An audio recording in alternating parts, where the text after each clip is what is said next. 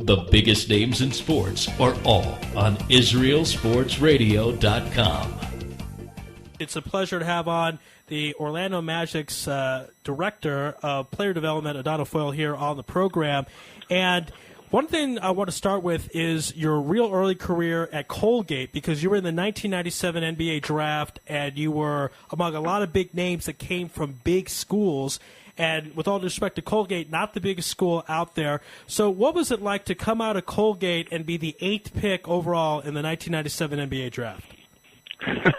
Well, it was very difficult because I think on the one hand, we kind of beefed up our schedule at Colgate to really play a lot of good teams. But I think like when I came out, I broke my foot right off the bat. So it was like I was going through the rehab, and I wasn't sure if I'm going to make the different trials. And I ended up having to do about probably 9 different cities in about 13 days. It was right before the draft. So it was very nerve-wracking, kind of trying to get everything to heal and my body to heal and to get up to the point where I'll be able to do an effective tryout and hopefully that the different teams would like me. So it was difficult, but I think on the one hand I knew that this is something that I wanted to do. I had lots of options. I knew that I was going to go back and finish my degree. So it was fun to go through it, but there were certainly some difficult moments.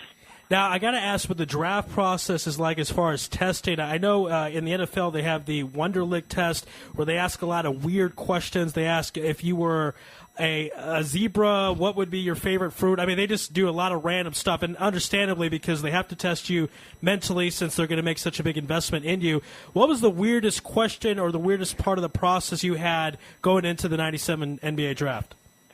I think there was I think I went to, I think it was maybe New Jersey, and they actually gave me, I think it was a math test, and I hated math. And, I was like, you could have given me a math test? I could not kind of place the relevance as to what that had to do with, with basketball. And then a lot of teams kind of administered psychological tests, and I was very interested in psychology at the time, so I was like, I'm not going to have anybody psycho-evaluate me, right. As a determinant of whether or not I'm going to make it to the NBA. So I remember just going through and closing my eyes and just circling like whatever came to mind. Like somebody was like probably reading and saying, this person's probably the dumbest person I've ever met. I was so worried that I was being, falsely misdiagnosed or something. And the psychotherapy, I was like, I'm not going to let anybody psychoanalyze me. I mean, that shouldn't be the determinant of whether or not you get drafted or not. But they tried to do a lot of stuff like that. And, it was very interesting at times and very frustrating the other times. Yeah, I could certainly relate. It's kind of like when you're going somewhere and you want to have a normal conversation, they say, well, how does that make you feel? Just like, sorry, I'm not on a couch right now. This isn't psychology time. We're trying to get something done here. So the eighth pick overall, and a very impressive draft class. Tim Duncan, number 1, and number 9, a guy by the name of Tracy McGrady, right below you. So you were in a pretty big class. During the draft, was there a feeling that Tim Duncan was going to be his potential, or that Tracy McGrady was, he came out of high school at the time, that he was going to be something special? From a player's perspective, what were your thoughts about your other classmates in the NBA draft, your peers?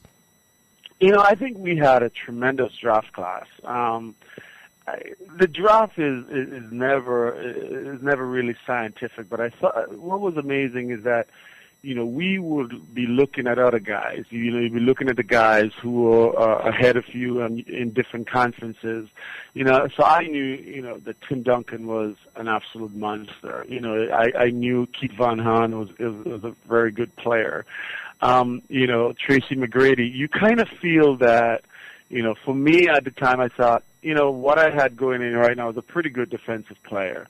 But all of these guys were so much more. They have so much more than me in terms of like the completeness of the game in terms of Tim Duncan. But I went in thinking, okay, this is what I gotta get a leg up in these guys, because I might be one of the best offensive players coming out, but they were ahead of me offensively and stuff like that. But when I got drafted, it was like, we want you to be the best defensive player. There was no expectation of becoming an offensive. I'm like, I scored in college. I did pretty good. Right.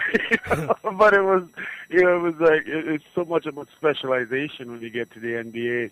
But you're very much aware of the people that are in your class, because you watch them, you follow their stats a little bit, you kind of see where they are, and then you kind of get a sense of like always keeping an eye on them. Yes.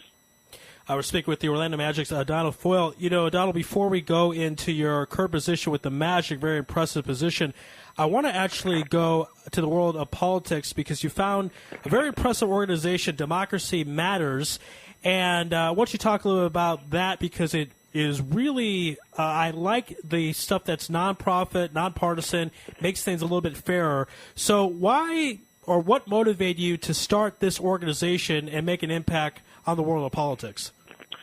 Well, I think way before, all of this thing come out with Citizen United, I mean, I felt a very, very long time ago that the proliferation of money in politics has really made politicians become more of like money hungry in terms of spending the entire existence raising money to run for the next election and to run for the election after that, because it took so much money to run for office. And coming out of college, we had a lot of concerns about whether or not my generation was apathetic at the time. And, I felt that it wasn't necessarily apathy. It was a question of a political system that had no interest in young people, because they believe young people don't really go to the polls and they didn't have any money. And increasingly the system depends so much and money in the system in order to run for office. And here we have probably one of the most thriving democracy. We celebrate it, we export it all over the world. And it's run by a very small elite that has lots of money. And I thought that was such a tragic commentary and the state of where we are. And then, fast forward. So I started Democracy Matters to really get young people back into the system, talking about the system and trying to change it by advocating for campaign finance reform. And then the Supreme Court decided that they're going to make it much more interesting and allow corporations to have personhood and allow them to spend an unlimited amount of money in our system, and even corrupt the system even more and almost stymie it and bring it to basically a crawl. So it's unfortunate. When you have a democracy, it's about the best idea winning out. And now it's so much more about attacking other people, and nobody's coming to the table and bringing those great ideas. And if money becomes a determinant of who gets elected into office, then people with great ideas wouldn't necessarily get to see the light of day. Not because they're not brilliant and not because they don't have great solutions to help us solve the world's problem, but simply because they can't raise tremendous amount of money in a system that is so run by money. Hi, O'Donnell. You're on right now with Raphael. Thank you so much for joining us. And I'd like to talk a little bit more about what you were saying. And that, right now in the world, clean elections is a term that they use, is something that's very important, especially in African countries, even in look at the Arab Spring.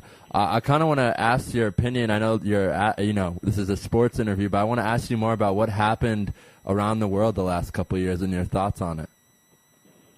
Well, I mean, what you've seen is that the world has, I remember when King used to talk about, Martin Luther King used to talk about, we live in a global community. And it was very hard when you read, books like 15, 20 years ago about what does it mean, a global community. Well, I think as a result of the Internet and the result of how accessible people are to each other, we truly live in a global community. It's no longer the United States. It's no longer this country, that country. It's really a global community.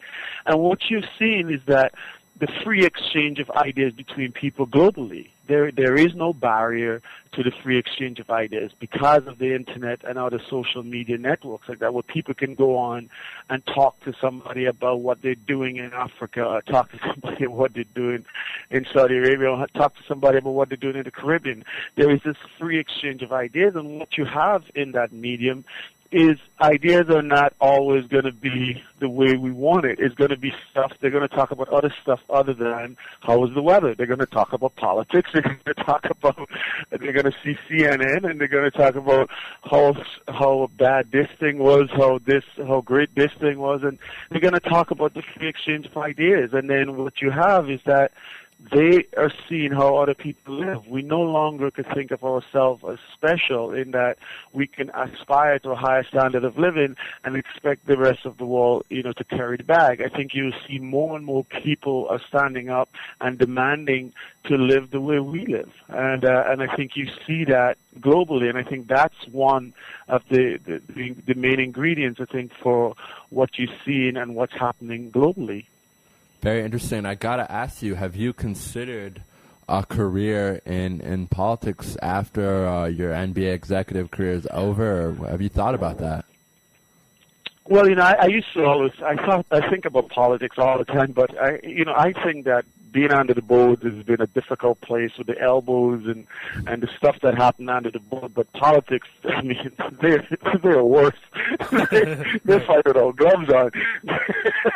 So, politics, I think, increasingly has nothing to do with great ideas. It's about birthright. It's about people thinking that they're entitled to be politicians. And I think more and more is becoming so much more personal rather than trying to help people solve the problems. And, it's very hard to convince people today, to go into a system like that where your ideas have to be trimmed into Republican or Democrat. You can't just think something through and come to a conclusion. You have to be boxed in. And I think for me it's very frustrating because it kind of limits your ability to think globally and to think outside of the box, because everybody wants you to be one side or the other. They want you to be Democrat, they want you to be Republican. And the truth is, though I side, independent and probably more to the Democratic side, it's still, there might be some ideas once in a while that will come out from the Republican side, and I want to be open to the possibility of probably still having that. But you don't see any of that stuff anymore. You don't see people going across the island trying to talk to each other. Right, that's a great point. Speaking of islands, that's funny that you mentioned islands. You're from St. Vincent, which is an island in the Caribbean. You just became an American citizen, I believe, in the last 4 or 5 years. So I want to ask you, what was it like growing up in a tiny, tiny community and then suddenly going to Colgate and then, 3 years later being in the NBA, the best basketball league in the world? What was it like going from point A to point B? It was an extraordinary journey. I mean, one that was unthinkable, in terms of my worldview.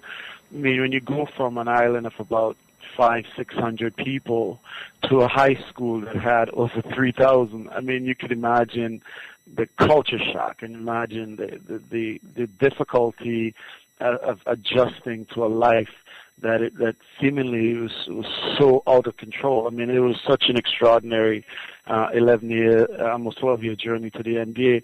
But I think more than anything else, when you come from an island where there's no indoor plumbing and you had outdoor toilets, when you take showers outdoor, you built toilets and stuff outside. In the middle of the night, you have to go outside and you get an appreciation that nothing is owed to you. You have to work. You have to make a path and forge your own destiny. And I think more than anything else, he really taught me how to dream and taught me how to work hard for everything that I have. I may not have been the best player always out in the court, but I will make sure that nobody outworked me. And, those are the kind of things that you kind of will grow up trying to fend for yourself, trying to be better. And those are the things that I think that I remember, and those are the morals I felt that was instilled to me because of the conditions in how I was brought up.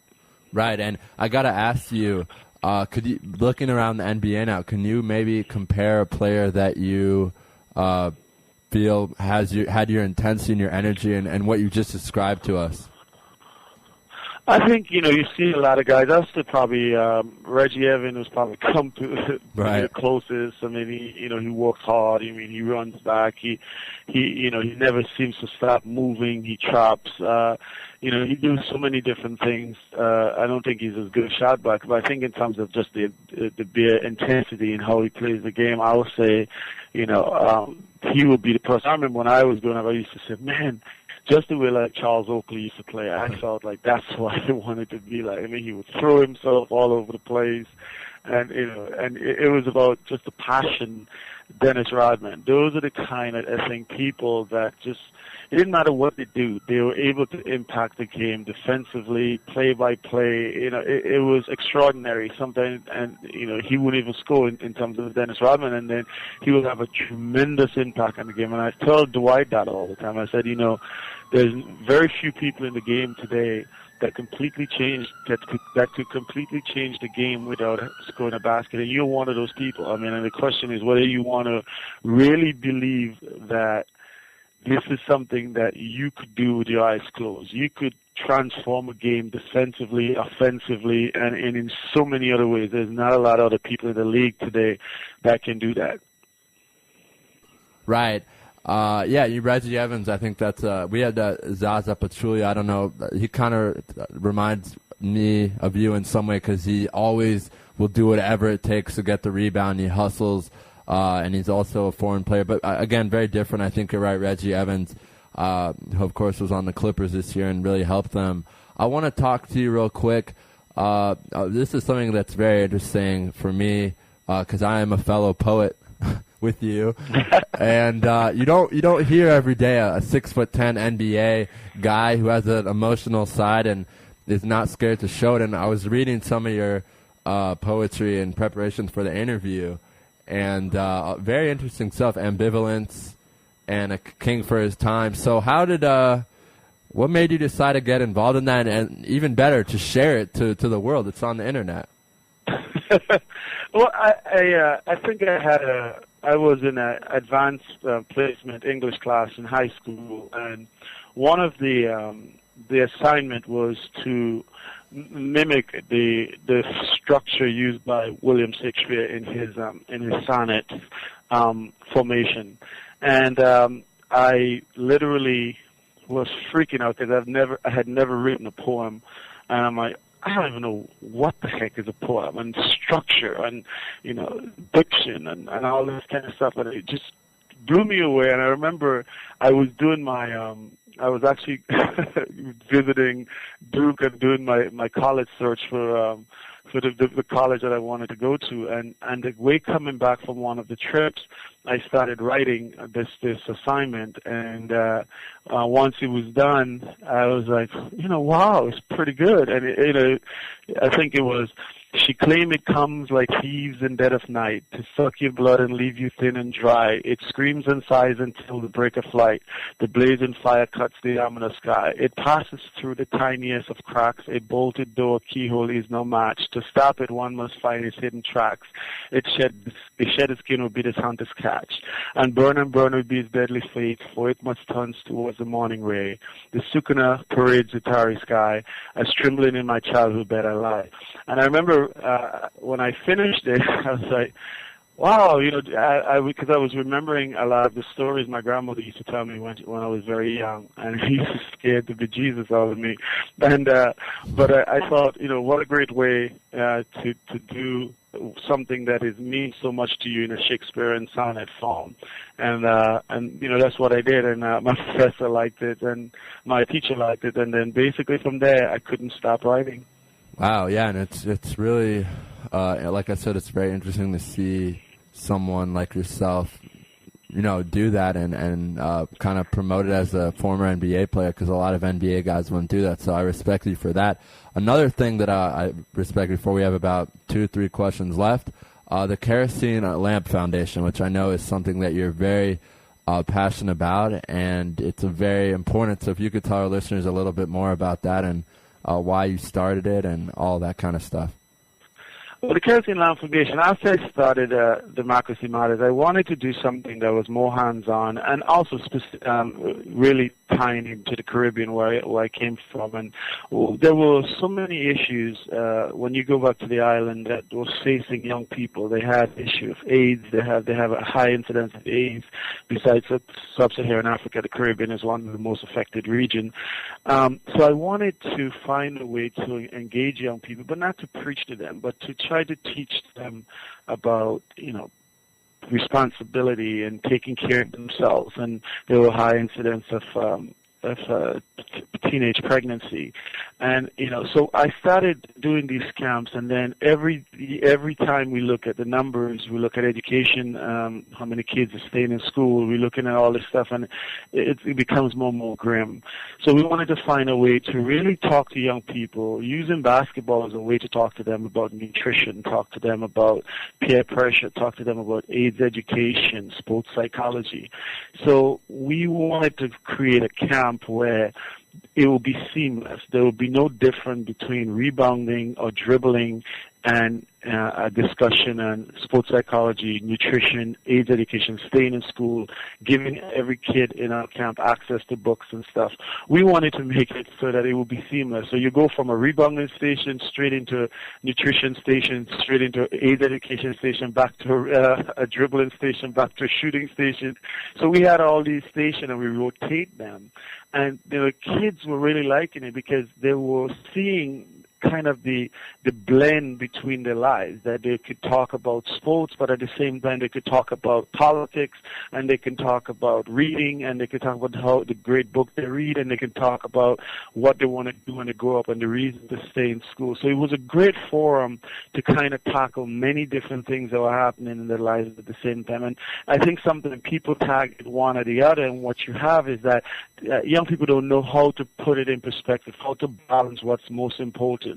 So you're able to teach them about, self-confidence, leadership, independence, being and having the ability to find your own path and being strong and not letting people kind of take you off that platform. So the Kerosene Lamp Foundation was born out of that, and it's called the Kerosene Lamp because when I was growing up, as I said earlier, we didn't have indoor plumbing, but we also didn't have electricity. Right. So what we did was kerosene lamps, and it seemed like a fitting metaphor for helping young people find a place and find a path in the darkness. We're speaking with the Orlando Magic's player of development, Adonal Foyle, and the draft lottery course was last week, and the draft right around the corner. From your perspective, what are you looking for in a player to help the Orlando Magic next season when you're deciding who you're going to select in the NBA draft? Well, I think a lot of that is going to be determined in the new general manager we bring in. There's obviously a lot of things that we're going to have to take care of. I mean, Ryan is a restricted free agent. Jameer is going to have the option as to whether or not he needs to stay or he's going to opt out. He has an option. So when you look at the team as it now stands, we have a lot of guys that we're going to lose. And I think, the management that comes in is going to have to look at the direction that he wants to take the team in. So it's hard for me to say, what we're going to look for in the draft. I think you're going to look for the best player, obviously, at the position that you pick. But in terms of the direction and the future, I think it's going to be in the hands of the new GM that comes in. All right. Well, Donald, this has been great. I really enjoyed this interview. It's not every day you speak with former professional athlete that's as gifted in poetry, politics, intelligence. And one of the things I want to point out to all our listeners out there is, we support education here in Israel, and I love the fact that you were drafted in 97, 8th overall, but you finished your degree, and not only did you finish it, magna cum laude. So I just think that's great. That's one of your best accomplishments, in my opinion. You went back and finished school. So I just think that's a great example for all the kids out there listening and all the kids watching you do your thing with the Orlando Magic. So, Adonal, thank you so much for being on Lewis Live on Israel Sports Radio. And we'll have to do it again. I know you're very busy, but we'll have to do it again sometime soon. I love that. Thank you guys very much. All right, Adonal, be well. All right.